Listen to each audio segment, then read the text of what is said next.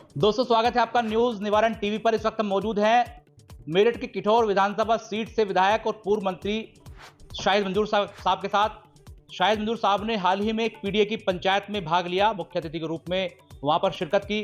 हालांकि क्या कुछ किया गया है और 2 द्वारों का भी उद्घाटन किया गया है। सबसे पहले बात कर लेते हैं। सर, स्वागत है आपका न्यूज निवारण टीवी पर। विधानसभा में क्या क्या एक्टिविटी हो रही है? पीडीए की पंचायत की गई है और द्वार भी कुछ हैं, उनका उद्घाटन किए गए हैं, और भविष्य की प्लानिंग पर बात करेंगे। हमारे नेता आदरणीय अखिलेश यादव जी ने पूरे प्रदेश में पीडीए की पंचायत करने के लिए, स्थापित करने के लिए, पीडीए को लोगों के बीच में लाने के लिए एक प्रोग्राम सबको दिया है। हर विधानसभा क्षेत्र में, पूरे प्रदेश में माननीय राष्ट्रीय अध्यक्ष जी के निर्देश अनुसार पीडीए की पंचायत होगी। पीडीए की पंचायत का मतलब ये है कि समाजवादी पार्टी के बैनर तले जो पिछड़े हैं, दलित हैं, अल्पसंख्यक हैं, वंचित हैं और जो फाइनेंशियली बैकवर्ड हैं या फॉरवर्ड हैं, उन सब के बीच में जाने के लिए और बात करने के लिए सरकार की नीति, जो प्रदेश या देश की नीति है, उसको जनता के सामने लाने के लिए एक ये माध्यम निकला है, जिससे समाजवादी पार्टी के हर क्षेत्र में पीडीए की पंचायत वहाँ पर होगी। मंत्री जी, ये पंचायत जो हुई है आपकी विधानसभा में पहली है या हो चुकी है और होंगी, या एक ही होनी? एक्चुअली में कल की जो मीटिंग है, ये इसलिए इसका नाम हो गया, ये नाम दिया गया कि मुझे 2 द्वार जो महापुरुषों के नाम पर हैं, बाबा साहब भीमराव अम्बेडकर के नाम में और श्रद्धेय चौधरी साहब के नाम पे, चौधरी चरण सिंह जी के नाम पे 2 द्वारों का भी उद्घाटन करना था। तो इसलिए ये करीब, वरना तो क्षेत्र में आना जाना बराबर लगा रहता है, कभी ब्याह में, शादी में, मौत में, कभी किसी काम से मुताल्लिक। ऐसा नहीं है कि वो कोई नई बात है ये, लेकिन ये क्योंकि 2 गेटों का भी उद्घाटन होना था और हमारे प्रदेश के छात्र सभा के अध्यक्ष, प्रदेश अध्यक्ष विनीत कुशवाहा जी भी कल आए थे, वो भी वहाँ पर रहे, तो इसलिए इसका कुछ बड़ा आकार हो गया। वरना तो क्षेत्र में तो मुलाकात लोगों से चलती रहती है, बात होती रहती है। जो आपने 2 गेट बनाए हैं, ये किस लोकेशन पर है और भविष्य में क्या प्लानिंग है गेट बनाने की? आप बैक टू बैक गेट बना ही रहे हैं।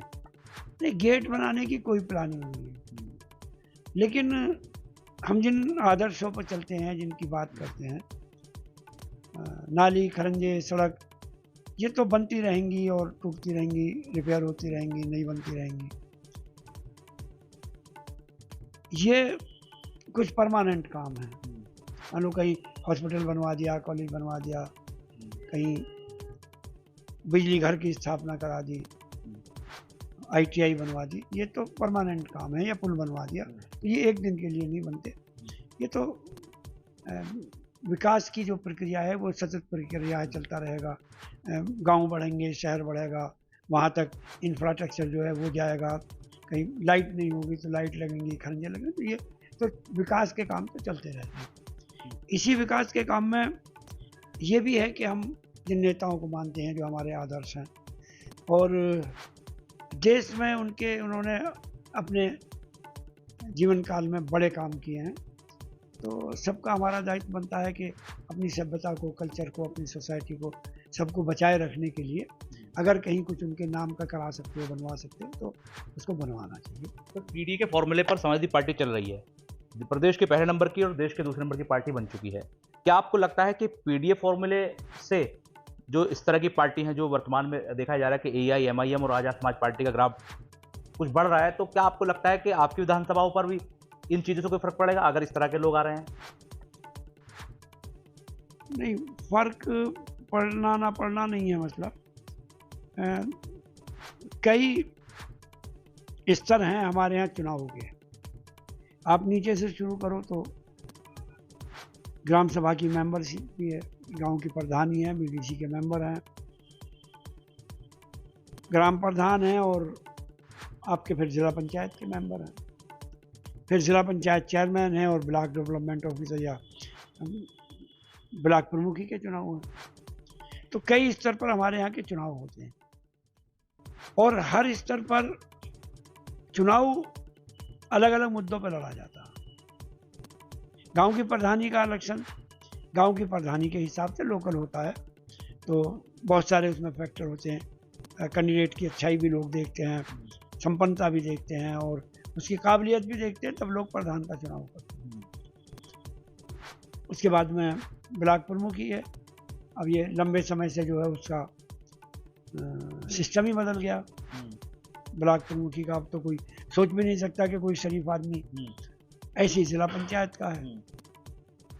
तो ये इसमें जो लोगों की सोच होती है अलग होती है, और उत्तर प्रदेश की विधानसभा की जो सोच है वो अलग होती है, और जो सेंटर की है यानी एमपी की वोटों का डलना है तो सोच अलग होती है।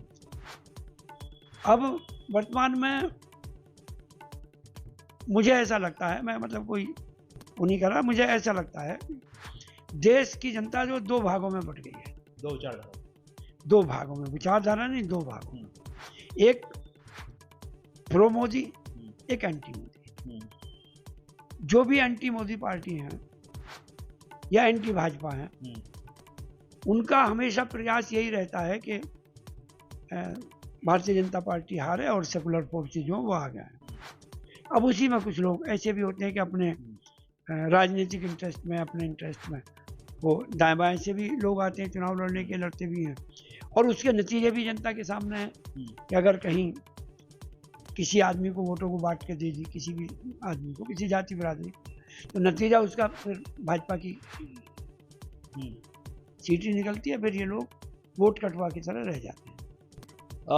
37% वोट परसेंटेज भाजपा का है और 63% जो वोट परसेंटेज है, वोट शेयर है, वो विपक्ष का है। उसके बावजूद भी क्या आपको लगता है इस तरह की जो पार्टियां हैं या इस तरह के जो नेता हैं वो वोट कटिंग के नाम पर दूसरी पार्टी को हरवाते हैं, और यही रीजन है कि इतने बड़े स्तर का, इतने बड़ा गैप होने के बाद भी 63% बहुत ज़्यादा वोट होता है और 37% कम है, उसके बाद भी भाजपा सत्ता में है और आप सत्ता से दूर है, विपक्ष सत्ता से दूर है। अभी आपने कहा कि कुछ लोग खड़े हो जाते हैं। भारत का संविधान सबके लिए यकसा है, सबको हक है कि अपने नुमाइंदे लड़ावें और सबको हक है कि वो चुनाव लड़ें। यही हमारे कॉन्स्टिट्यूशन की, हमारे संविधान की, यही हमारे इस सिस्टम की खूबसूरती है कि वो किसी को भी इलेक्शन लड़ने के लिए प्रतिबंधित नहीं करता, ना किसी पार्टी को रोकता। अब उसमें सभी पार्टियों का हक है कि वो अपने अपने कैंडिडेट लड़ाएं। लेकिन सर विपक्ष बिखरा हुआ नहीं मानते आप? बिखरावादी तो देखिए, अब कांग्रेस और समाजवादी पार्टी और इनके साथ में लोकदल भी था, ये तीनों मिलके चुनाव लड़े और उत्तर प्रदेश में आधी से ज़्यादा सीट ले गए। सबकी अगर जोड़ें तो आप आधी से बहुत ज़्यादा सीट, 5-6 सीट ज़्यादा ले गए। तो कहाँ विपक्ष बिखरा हुआ? हरियाणा, आप चले जाइए दिल्ली, आप चले जाइए महाराष्ट्र, आप बिहार भी है। अगर बिखरा नहीं होता तो कांग्रेस आम आदमी पार्टी इकट्ठा लड़ती, हर जगह ऐसी होता। अभी मैंने एक बात आपसे कही कि सबको हक है चुनाव लड़ने का, सब लोग लड़ते हैं, लेकिन हरियाणा, गोवा, महाराष्ट्र और आपके दिल्ली और अभी आपने जो बताया कि बिहार होना है, तो ये जनता ने तो भाजपा को हराया था और नेताओं ने भाजपा को जितवा दिया। हरियाणा हो, 1-2 नेता उधर जा मिले, बिहार हो वो भी जा मिले। लेकिन जो आपके साथ थे वो जेल से बाहर आए और अगेंस्ट लड़े इंडिया अलायंस के। और जो महाराष्ट्र है उसमें भी सेम पोजीशन है, पंजाब में भी वही पोजीशन रही। तो सबको अपना हक है चुनाव लड़ने का, लड़ते हैं। और हार हो या जीत हो, होती है आपके सामने ही। सवाल ये है कि भाजपा के जो अपने दल हैं, मिले हुए दल हैं, वो इकट्ठा है, लेकिन विपक्ष में ऐसी कौन सी फूट पड़ जाती है कि लोकसभा में एक रहे और विधानसभा में हारते चले गए, फूट पड़ती चली गई। आपको नहीं लगता कि आने वाले 2027 के विधानसभा जो उत्तर प्रदेश में होने हैं, अगर यहाँ भी ऐसा होगा तो परिस्थिति वैसी होंगी जैसी और राज्य में हुई है? अरे भाई, हार जीत जनता के हाथ में है, नेताओं के हाथ में नहीं है, अलायंस के हाथ में नहीं है। हार जीत ऊपर वाले के हाथ में है। अब जब तक उसने मौका दे रखा, छूट दे रखी है, तो वो सारी जो जुमले की सरकार है, जुमलों की सरकार है, वो चल रही है। अब उसके चलने का कारण ये नहीं है कि कोई नेताओं की वजह से चल रही है, या कुछ ऊपर का भी मान के देखो ना, उसके भी कुछ हाथ में है। वो भी करता है, जैसी उसको करनी होती है ऐसे वो हालात पैदा कर देता है। तो जनता इस टाइम त्राही है। अब अभी सरकार ने जो वादा किया, उत्तर प्रदेश सरकार हो या भारत सरकार, जो वादा किया उन वादों के विपरीत सरकार जा रही है। सरकार ने वादा किया कि हम काला धन वापस लाएंगे, तो काला धन तो वापस आया नहीं, काला धन तो और चला गया। अब के तो रुपया पहले जाता था, अब तो जो काले धन वाले वो भी चले गए। ऐसी सरकार ने वादा किया था कि हम किसानों की आय दुगनी कर देंगे। बिजली फ्री की बात कही थी, किसानों की आय दुगनी है, और जो उर्वरक हैं, खाद हैं, पेस्टिसाइड हैं, उसकी कीमत घटाने की बात करी थी, और 2 करोड़ पर ईयर रोजगार की भी बात करी थी, फ्री बिजली की बात करी थी, डीजल और पेट्रोल जो है वो 35 के आसपास बिकने की बात करी थी।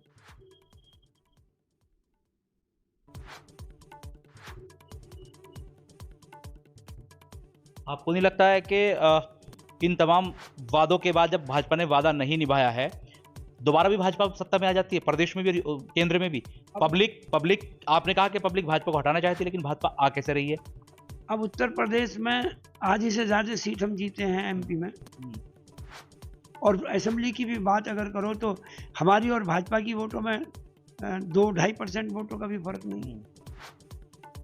अब उसमें सही तरीके से चुनाव लड़ना चाहिए हम सब लोगों को, तो ये थोड़ी थोड़ी वोट तो अपने आप कवर हो जाएंगी। 27 में कर पाएंगे? 27 में तो दिखाई दे रहा, जो हमारी सीट जीती हैं आप उन्हीं को देख लो। जो एमपी में असेंबली का जो सेगमेंट है आप उसको देख लीजिए, तो उसमें कितनी सीट हम जीत रहे हैं। और जनता अब इस बात को भी सोच रही है, जनता तो सोच रही है इस बात को भी, चाहे वो गन्ने का मुद्दा हो, बीज का मुद्दा हो, खाद का मुद्दा हो, बिजली का हो, छुट्टा जानवरों का हो, सड़कों की बदहाली हो, कानून व्यवस्था हो, कोई मुद्दा ऐसा नहीं है जिस पर जनता सोच नहीं। अभी पहले एक सर्जिकल स्ट्राइक हुई थी, वो हुई थी पुलवामा, और अब क्या हुई है पहलगाम में। तो अब तो पहली वाली पे भी लोग पूछ रहे हैं कि वो RDX जो है, तब तो नहीं पूछा देश की एकता अखंडता का मामला था, किसी ने नहीं पूछा, लेकिन अब तो पूछ रहे हैं कि RDX लाने वाले थे कौन, विस्फोट करने वाले कौन थे, और मिलिट्री के बीच के ट्रकों के बीच में आया कि विस्फोट कैसे हो गया। तो अब तो सवाल पूछ रहे हैं उनसे। ऐसे अब कश्मीर में भी पूछ रहे हैं लोग कि उन्होंने नाम पूछा, पहचान देखी, और पहचान दे के फिर सबको एक लाइन में बिठवा दिया, फिर कपड़े चेंज कराए गए, देखा गया कौन हिंदू कौन मुसलमान, और इसी आधार पर जो है वो वहाँ पर नरसंहार हुआ, आतंकवाद हुआ, आतंकवाद की घटना हुई। तो जब तक देश की एकता का मामला तो बात अलग है, लेकिन अब जनता पूछ तो रही है कि वो जो आतंकवादी चार्ज इनके स्केच आपने बनाए थे, अब तो सवाल कर रही है जनता के जो स्केच बनाए थे वो कहाँ से लाए, और अगर तुम इतने परफेक्ट हो तो 4 दिन पहले, 8 दिन पहले, 10 दिन पहले आपने क्यों नहीं उनको चिन्हित किया कि ये लोग इतने आतंकवादी हैं, इतने लोग खुंखार हैं, और ये कहीं दिखाई दे जाए तो इन पर पुलिस को इन्फॉर्म करो। तो ये तो होना चाहिए था। देश तो पूछ रहा है कि तमाम चीज़ें हो गई, लेकिन वो आरोपी कहाँ हैं जिन्होंने ये नरसंहार किया पहलगाम में। लेकिन जो ये तमाम सवाल है ये विपक्ष के लिए बैठे बिठाए मुद्दा तो बन गया, लेकिन क्या वोटों में तब्दील हो पाएगा? आपको ऐसा लगता है? क्योंकि जब पहले देखा गया पुलवामा हुआ, पुलवामा के बाद लोगों ने सवाल भी किया आरडीएक्स कहाँ से आया और कैसे आया, उसके बाद भी भाजपा गई। अब पहलगांव है, अब भी सवाल खड़े हैं। अब उत्तर प्रदेश में क्या आपको लगता है कि ये वोटों में तब्दील हो पाएगा? वोटों में तो तब्दील है, हो क्या जाएगा। अब कितनी सीट हमारी जीती है? 37। कांग्रेस की 6, 33 और 6 हाँ 43, आजाद समाज पार्टी 44, 2 लोकदल कितनी हुई?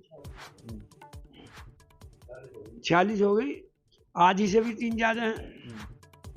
तो जनता तो सवाल पूछ रही है, जनता के पास जवाब भी आ रहा। जीते ना? जीत गए, लेकिन लोकदल चलेगी आपके पास से, और भविष्य की क्या गारंटी है कि चीजें नहीं होंगी ऐसी? अब वो नेताओं की मजबूरी है, वो जाने, उनका काम जाने। मैं इस पर कोई टिप्पणी नहीं करनी चाहता, लेकिन इतना बात जरूर है कि जनता ने क्रूर शासन के खिलाफ वोट किया, और जनता के बीच में हम रह रहे हैं।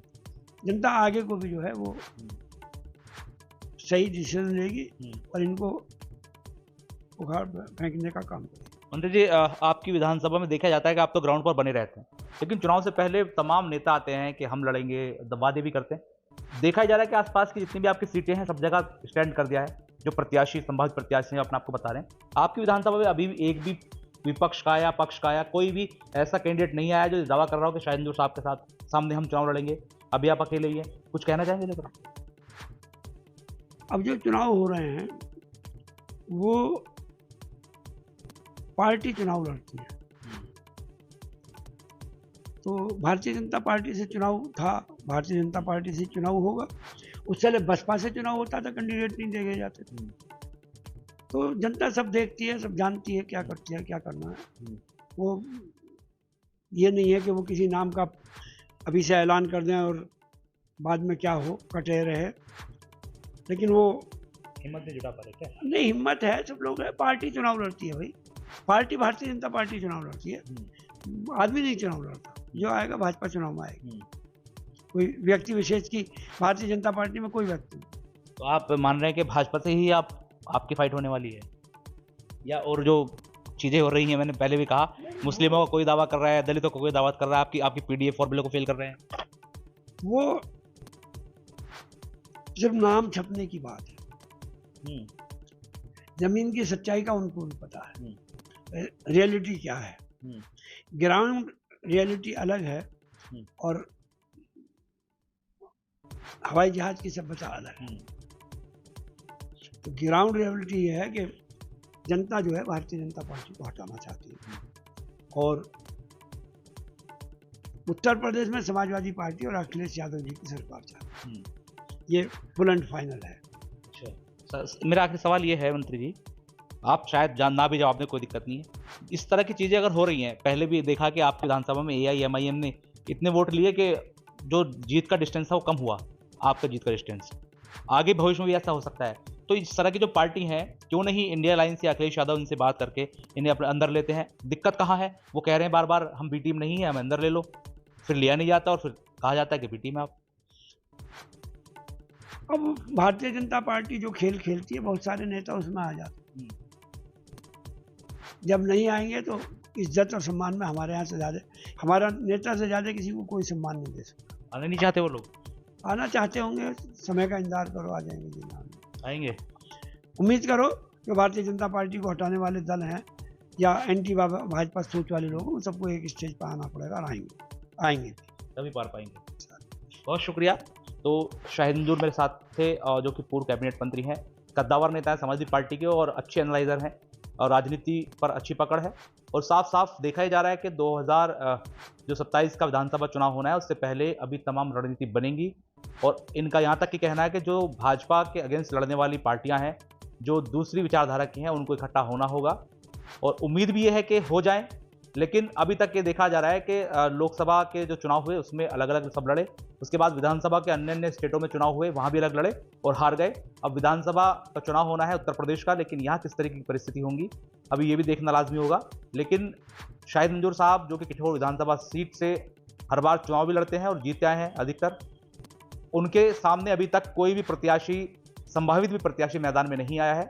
हालांकि उन्होंने कहा है कि भारतीय जनता पार्टी चुनाव लड़ती है तो ऐसे में समय पर ही भारतीय जनता पार्टी अपने कैंडिडेट को भेजेगी, लेकिन इसके बावजूद भी जैसे अन्य विधानसभाओं पर तरह तरह से लोग आ रहे हैं कि हम यहाँ चुनाव लड़ेंगे, तैयारी कर रहे हैं, लेकिन किठौर विधानसभा सीट पर अभी कोई दिखाई नहीं दे रहा है। सहयोगी फहीम के साथ मनोवर चौहान, न्यूज निवारण टीवी, मेरठ। जय हिंद।